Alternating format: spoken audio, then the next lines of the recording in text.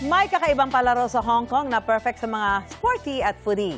Pagalingan ng mga kalahok sa pag-akyat sa 14-meter na tore na pinalibutan ng mga siopaw.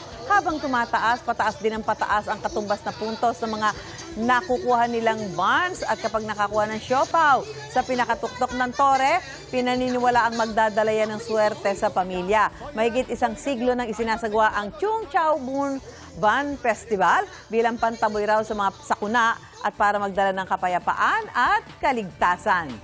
Kung pagalingan sa pag-akyat sa tore ang paandar sa Hong Kong, pababa sa burol naman ang karera sa England United Kingdom.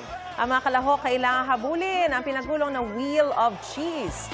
Ang nakakuha ng cheese sa dulo ng burol ang siyang nanalo. Taong 1826 pa nagsimula ang cheese rolling contest. Grabe, gulong talaga.